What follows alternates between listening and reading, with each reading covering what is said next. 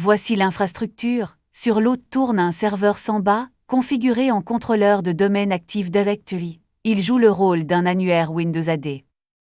Une machine virtuelle Windows 11 fait office de serveur de fichiers classique. Elle expose un partage SMB avec son nom et la liste des utilisateurs autorisés. C'est par ce partage qu'IntraSearch accède aux documents. Depuis la machine Linux, IntraSearch se connecte au dossier Windows via SMB. Côté ressources, cette machine de démonstration dispose de 8 Go de mémoire et de 4 processeurs. En production, comptez au minimum 16 Go et 8 cœurs. Ici, l'hôte nous limite, mais c'est suffisant pour la démonstration. Voilà pour l'infrastructure. L'installation d'IntraSearch se fait entièrement hors ligne, aucune connexion Internet n'est nécessaire, ce qui est idéal pour un réseau d'entreprises isolé. Tout part de 2 archives que l'on récupère depuis le dossier partagé, l'archive de base de l'application et l'archive du modèle d'intelligence artificielle. On commence par extraire l'archive de base. Une fois décompressée, elle contient tout le nécessaire, le script d'installation, les dépendances et les composants de l'application. L'archive du modèle, bien plus volumineuse, se place juste à côté du script d'installation. Comme elle est lourde, on attend patiemment la fin de la copie. On ouvre ensuite un terminal dans ce dossier. Premier réflexe, on tente une commande d'administration, mais le compte utilisateur n'est pas dans la liste des administrateurs. C'est le comportement par défaut d'une installation Debian standard, et vous rencontrerez probablement la même chose. Inutile de modifier la configuration du système, il suffit de passer directement en superutilisateur pour obtenir les droits nécessaires à l'installation. On se place dans le dossier qui contient le script. Un point vraiment important avant de lancer, la copie de l'archive du modèle doit être totalement terminée. Si on démarre trop tôt, l'installation du modèle échoue. On lance alors le script d'installation. À partir de là, tout est automatique. Il déploie les dépendances Python, le moteur de recherche Solr, les modèles d'intelligence artificielle ainsi que Llama, le tout dans son propre dossier système. Comme rien n'est téléchargé, l'opération reste entièrement locale.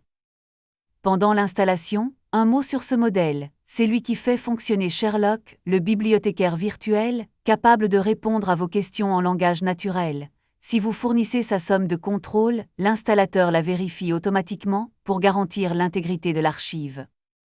L'installation se termine et le script affiche un récapitulatif très utile qu'il vaut la peine de lire. On y retrouve l'adresse d'accès à l'application, l'emplacement des fichiers de configuration, celui des journaux et celui de la base de données. Le script indique aussi qu'IntraSearch démarrera automatiquement au prochain redémarrage.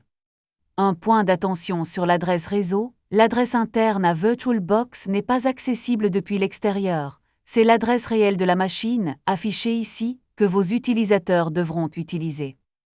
Faisons maintenant un rapide tour de ce que l'installateur a mis en place. D'un côté, les fichiers de configuration, ce sont eux que l'on modifiera à l'étape suivante. De l'autre, les journaux de l'application, très pratiques pour diagnostiquer un problème.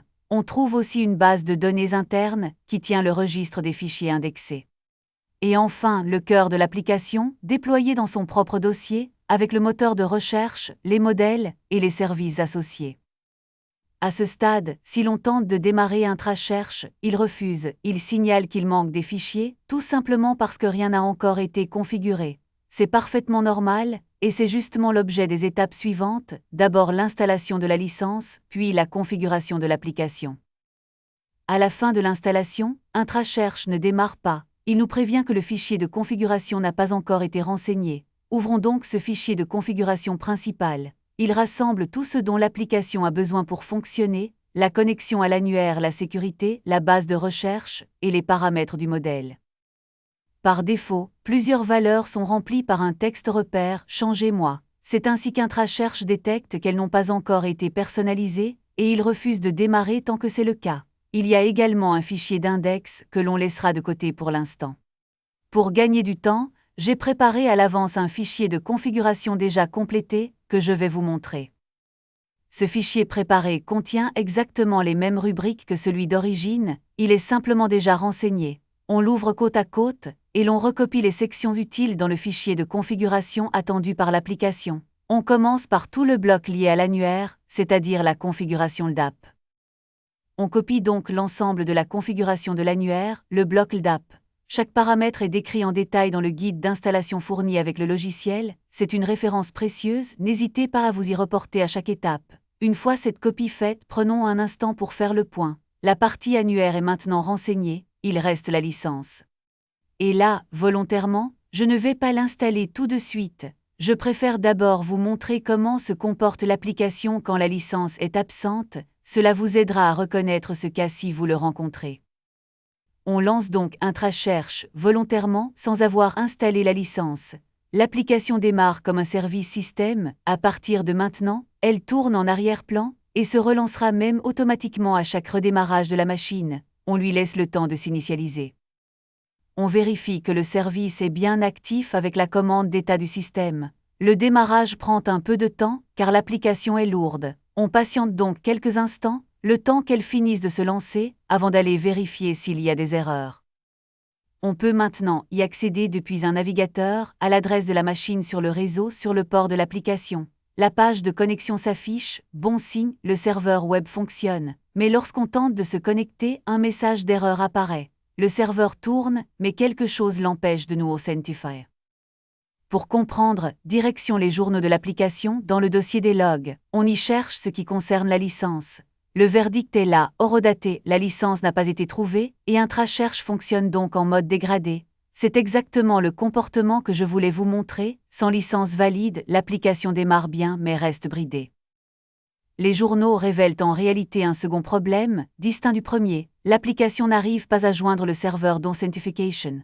Souvenez-vous, notre utilisateur de test Alice Dupont est déclaré dans l'annuaire, porté par le serveur Samba présenté au tout début. Intracherche a besoin de contacter ce serveur pour valider la connexion. Ce sera l'objet de l'étape suivante, concentrons-nous d'abord sur la licence.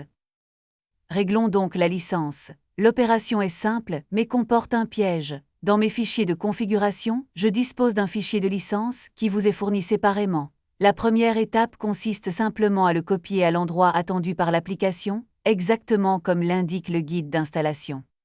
Mais il y a une seconde étape tout aussi importante et souvent oubliée, il faut ajuster les droits d'accès de ce fichier. Sans les permissions attendues, Intracherche refusera tout simplement de le prendre en compte. Cette étape n'est pas optionnelle, elle est obligatoire, et c'est bien précisé dans la documentation. Une fois la licence copiée et les droits correctement positionnés, on redémarre le service pour qu'il la prenne en compte. On retourne alors dans les journaux, et cette fois, le message attendu apparaît, licence valide. Je le surligne à l'écran pour qu'on le voit bien. La licence est donc en place. Pourtant, si l'on retourne sur la page de connexion, et que l'on tente de se connecter, une erreur persiste. Pourquoi? C'est ce que nous allons résoudre dans la prochaine étape, consacrée au certificat. Reprenons là où nous nous étions arrêtés, à la fin de l'installation, la connexion échoue. Lorsqu'on tente de se connecter à l'interface web avec l'utilisateur Alice, Intracherche refuse et renvoie une erreur. En regardant l'heure dans les journaux, on retrouve la trace de cette tentative. La cause, il n'arrive pas à joindre le serveur Active Directory pour valider ce compte. Rappelons le principe, Intracherche ne gère pas les mots de passe lui-même. Pour authentifier ses utilisateurs, il s'appuie sur l'annuaire Active Directory de l'entreprise. La configuration a bien été renseignée au préalable, dans le fichier de configuration principal, mais pour l'instant, la machine ne sait pas où se trouve ce serveur sur le réseau. Il faut donc le lui indiquer. Dans notre cas, le réseau ne dispose pas de serveur DNS. On renseigne alors l'adresse du contrôleur de domaine manuellement, en l'ajoutant au fichier host de la machine. Concrètement, on copie la ligne correspondante, on l'adapte à son infrastructure, et on la colle dans le terminal. Si de votre côté, vous avez un serveur DNS, c'est encore plus simple. Il suffit d'utiliser le nom de la machine, et la résolution se fait automatiquement.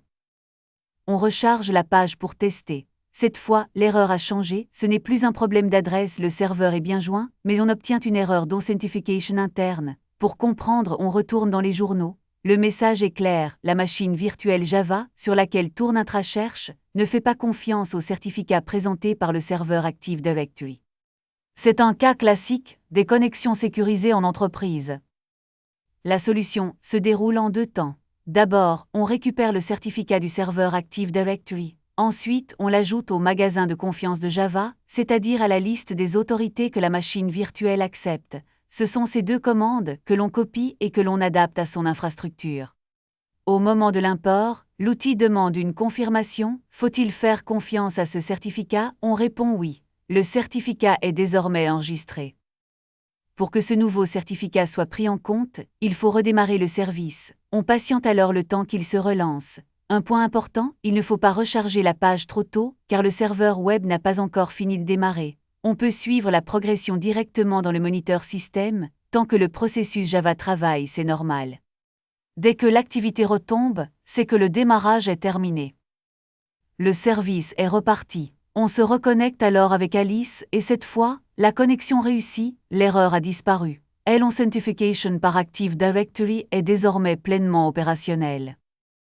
Nous voici sur la page de connexion. On se connecte avec Alice et pourtant la page nous rejette. Étrange car en consultant les journaux du serveur, on voit qu'Alice a bien été authentifiée. Le problème n'est donc pas l'Authentification elle-même, il se situe ailleurs. Pour enquêter côté navigateur, on ouvre les outils de développement avec la touche F12, puis on observe la console. Le navigateur indique qu'il n'arrive pas à charger les données et que le serveur répond par un code 401. Ce code signifie non autorisé, la requête ne comporte pas d'identifiant d'authentification valide. À ne pas confondre avec le code 403, qui correspond, lui, à des identifiants refusés. Or, nous savons que l'Authentification a réussi. Alors pourquoi la requête arrive-t-elle sans identifiant? La réponse tient au fait que nous sommes ici en connexion HTTP simple, sur le réseau local sans chiffrement. En inspectant le stockage du navigateur, à la rubrique des cookies, on fait une découverte. Le cookie qui contient le jeton d'Authentification n'a pas été enregistré. La raison est une consigne de sécurité. Par défaut, l'application exige que ce jeton ne soit transmis que sur une connexion sécurisée en HTTPS. Comme nous sommes sur un réseau local sans TLS, le navigateur refuse de le stocker. La solution consiste à indiquer à Intracherche que la connexion n'est pas chiffrée, en passant ce paramètre à faux. Le jeton pourra alors être accepté sur le réseau local. On enregistre, puis on redémarre le service. Comme toujours, on patiente le temps du redémarrage avant de recharger la page. Cette fois, la connexion aboutit. Et si l'on retourne inspecter les cookies, le jeton est bien présent, c'est lui qui permettra de reconnaître et de suivre l'utilisateur tout au long de sa session. Nous accédons enfin à l'application et nous ouvrons le panneau d'administration. C'est ici que prend tout son sens un choix fait plus tôt. J'avais volontairement laissé un fichier d'index invalide, avec des chemins que l'application ne sait pas traiter. Cela nous permettra par la suite d'observer comment Intracherche signale et gère ces problèmes au quotidien.